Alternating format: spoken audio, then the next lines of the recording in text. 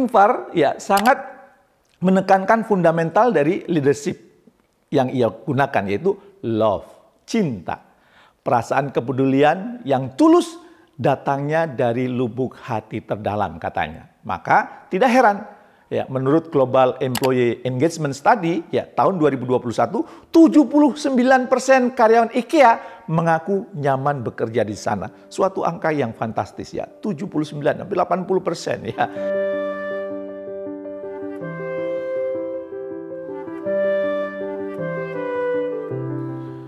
Assalamualaikum warahmatullahi wabarakatuh. Bertemu kembali dengan saya, Jamil Azeni, di acara Leadership Inspiration. Semoga video-video yang selama ini kami rutin persembahkan untuk Anda, itu membantu Anda menjadi pemimpin yang benar-benar memimpin. Tidak hanya sekedar pimpinan. Nah, apa itu perbedaan pemimpin dan pimpinan? Sepertinya Anda perlu nonton video-video saya sebelumnya.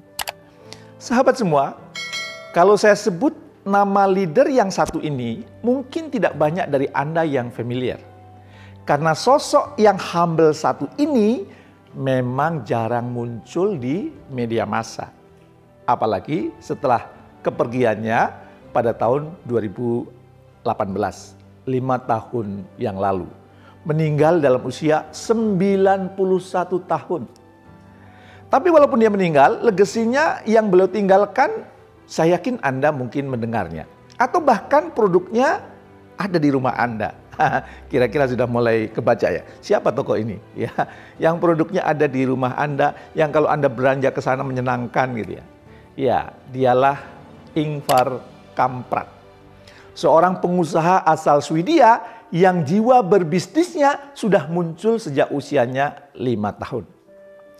Ada yang sudah pernah mendengar namanya? Ya. Kalau Anda sudah mendengar namanya, tentu asosiasi yang paling dekat dengannya adalah perusahaan yang ia bangun sejak tahun 1943. Masih Perang Dunia Kedua ya. Perusahaan retail furniture terbesar abad ke-21. Yes, IKEA. Ingvar Kamprad ini merupakan founder dari IKEA. Ya. Dan pada video kali ini kita akan bahas apa saja legacy yang ditinggalkan Ingvar Kamprad ini dan bagaimana perjalanan mewujudkan IKEA sebagai top 100 most valuable global brands pada tahun 2022.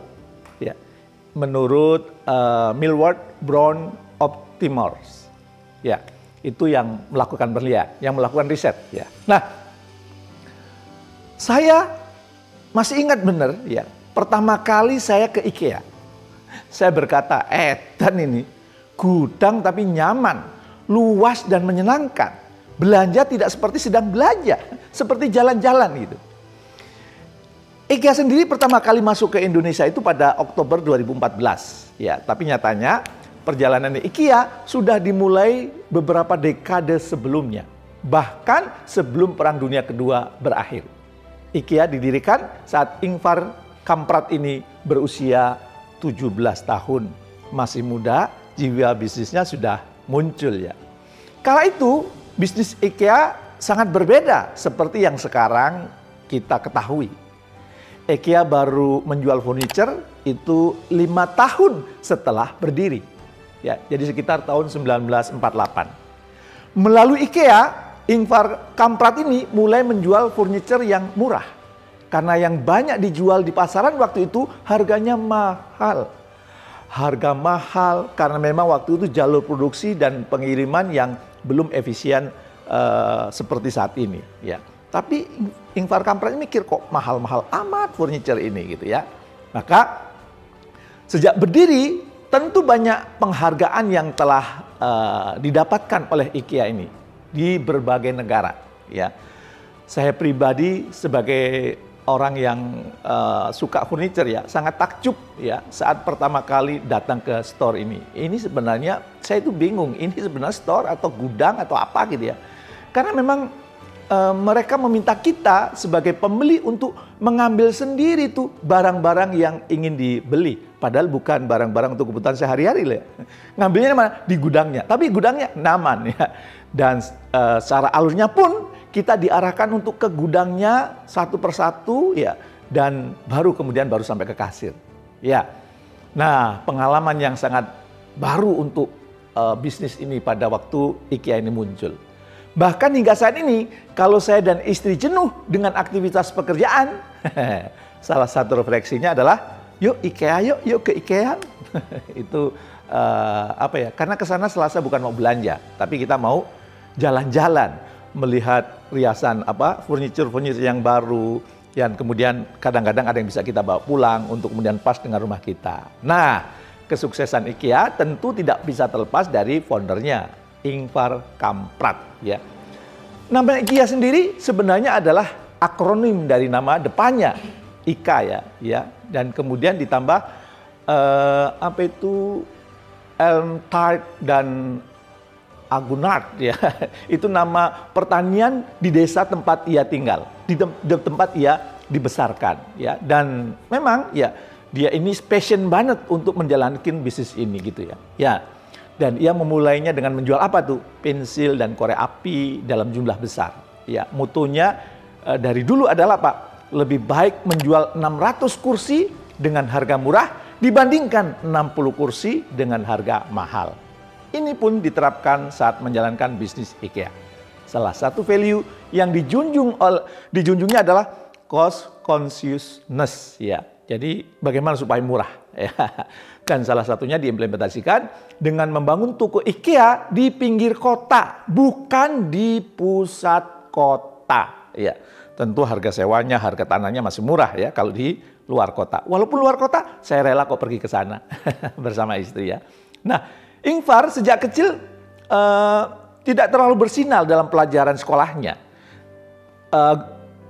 Gurunya mengenal Ingvar ini sebagai sosok yang tekun sih, walaupun dia nggak terlalu pinter ya. Punya semangat yang tinggi. Ya. Ia mengalami disleksia, ya. Yaitu gangguan saraf di batang otaknya yang menyebabkan dia itu sulit membaca, mengeja, dan menulis. Tapi dia juga lemah dengan numerik ya. Hitung-hitungan dia lemah. Jadi dia pun tidak memberikan penamaan produk IKEA dengan kode angka. Pusing dia. Ya. Ia justru menyederhanakan dengan memberi penamaan dari kata-kata Swedia yang familiar. Ya. Nah, menariknya kata-kata yang menurut kita asing ini ternyata memiliki sistem yang out of the box. Ya.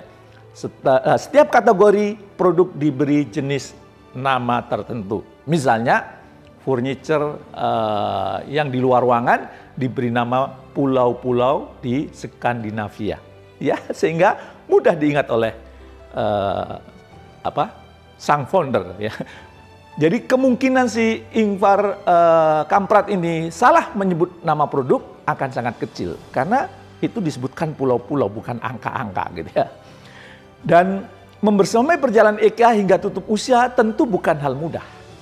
Sejak satu toko di Swedia hingga tahun 2022 itu setidaknya kalau nggak salah ada 460 toko di 63 negara. Ya.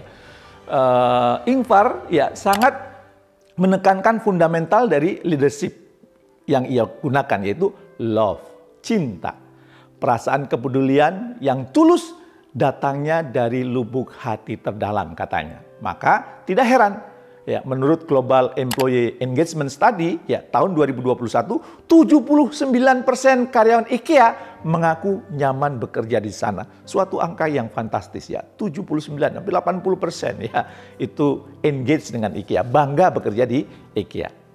Walaupun saat ini Ingvar telah pergi ya, telah tiada, namun legacy yang ia tinggalkan melalui spirit IKEA tentu memberikan banyak pembelajaran untuk kita yang ditinggalkan. Secara revenue, perusahaan ini mungkin masih belum setara dengan perusahaan besar seperti Coca-Cola, Google, Amazon, Tesla, dan sebagainya. Tapi apabila kita melihat bagaimana Ingvar Kamprad ini membangun brand, ya, hingga 90% masyarakat Amerika Serikat mengenal IKEA. Sehingga IKEA menjadi perusahaan retail furniture terbesar, tentu menyimpan banyak pembelajaran dari beliau. Ya. Menurut saya setidaknya ada 3 sih. Pembelajaran yang saya dapatkan dari sosok Ingvar Kamprad ini. Ya. dalam memimpin bisnisnya, dalam mengembangkan IKEA selama hampir 75 tahun, ya hampir seusia dengan Indonesia. Ya, ketika dia membangun IKEA ini, ya ada 3 pelajaran yang bisa kita petik. Ya, apa kira-kira? Yang pertama itu visi yang jelas, berani dan memberikan benefit, manfaat. Ya. Saat ini yang menjadi visi IKEA selama puluhan tahun ialah to create a better everyday life for the money people. Sebuah ambisi yang humble ya, dari seorang Ingvar Kamprad, di mana rumah menjadi tempat seseorang memulai hidupnya, nyaman. Ya. Desain-desain dan fungsi kian hari memudahkan dan memberi kenyamanan kepada customer menjadi salah satu daya tarik produk IKEA. Dan menurut studi, orang-orang yang bekerja di IKEA benar-benar percaya bahwa apa? Mereka bekerja untuk mewujudkan masyarakat yang lebih baik, masyarakat yang lebih happy, bukan untuk IKEA. Jadi mereka bekerja bukan untuk IKEA, tapi untuk masyarakat yang lebih baik. Keren ya. Nyatanya, visi ini bukan hanya menggambarkan IKEA, tapi Ingvar Kamprad itu sendiri. Memang orangnya selalu ingin care terhadap orang lain, love, love, love, cinta, cinta, cinta. Dia pernah menjadi orang terkaya nomor 8 menurut Bloomberg ya pada tahun 2015 ya. Setahun setelahnya ia transfer aset miliknya ke anak-anaknya dan hilang title orang terkaya itu. Ia justru menganut prinsip hidup itu frugal living atau gaya hidup hemat atau irit terhadap pengeluaran. Ia mengendarai mobil tua Volvo 240 selama 2 dekade, bukan Rubicon. Ia selalu memilih pesawat kelas standar saat melakukan travel, ya, tidak ragu menggunakan bis, ya, kendaraan umum dan banyak barangnya yang dibeli dari pasar loak. Ya, jadi bukan cuma dia meminta perusahaan untuk melakukan cost efisiensi, tapi ia sebagai individu juga menerapkan menerapkan efisiensi dalam keseharian. Ya, nggak pernah main motor gede, moge gitu ya, nggak pamer kekayaan gitu ya. Nah, itu yang pertama. Yang kedua, dia adalah pribadi yang hangat dan sederhana. Ya, menurut karyawannya, Ingvar tidak pernah membahas untuk jadi pribadi yang untuk menjadi pribadi yang menonjol gitu. Dia ingin menjadi orang yang otentik, ya, sederhana, ya. Dan dia juga menunjukkan keseharian dalam kantornya itu ya manusia biasa, ya. Kadang-kadang emosinya dikeluarkan ketika dia marah juga, ya. Dan ia selalu merangkul karyawannya setelah dimarah, ya. Jadi di IKEA semua orang dapat memanggil nama depan siapa saja, makan di kantin yang sama serta mengenakan pakaian casual. Ingvar Kamprad ya berusaha mengeliminasi semua status, simbol, dan membangun hubungan yang dilandaskan kepercayaan satu dengan yang lain, disertai dengan cinta. Jadi cinta, trust itu yang diajarkan sama Ingvar Kamprad ini. Yang ketiga, tidak ragu untuk berbeda. Konsep yang diusung IKEA, baik dari sisi produk, bagaimanapun di packing sangat menarik sehingga audien ini dapat experience ya. Sudah gitu cost efisiensinya terjadi ya. Layout tokonya juga menarik hingga bagaimana membangun brandnya menjadi studi yang sangat menarik banyak pihak ya. Di bangku-bangku kuliah juga banyak muncul. Kalau saya browsing banyak sekali studi-studi karena memang konsepnya berbeda dengan yang lain. Menarik gitu ya. Ya, dan buat Ingvar Kamprad ya selalu ada kesalahan yang terjadi dalam prosesnya. Tapi kesalahan itu sebetulnya adalah privilege untuk manusia bisa menemukan kehidupan yang lebih baik. Jadi kalau Anda mau hidup lebih baik, biasa itu salah. Jangan diungkit-ungkit kesalahan itu. Dan itu juga terjadi di IKEA ya. Kadang-kadang ada kesalahan dan itu diakomodir oleh Ingvar Kamprad. Spirit Ingvar Kamprad untuk memberikan kehidupan sehari-hari yang lebih baik ke sebanyak-banyaknya orang telah menjadi motor penggerak IKEA hingga detik ini. Termasuk saya istri saya, dan keluarga saya. Dan saat membaca profil tentang beliau, ya, saya semakin terkagum-kagum dengan Ingvar Kamprad ini. Ya, Ingvar Kamprad adalah orang di balik kesuksesan IKEA. Kira-kira, apakah Anda juga menjadi sosok yang menjadi kesuksesan tim Anda? Tetaplah menjadi pemimpin yang benar-benar memimpin dengan terus berkomitmen menjadi sosok yang menentukan keberhasilan tim atau bisnis Anda. Sukses mulia untuk kita semua.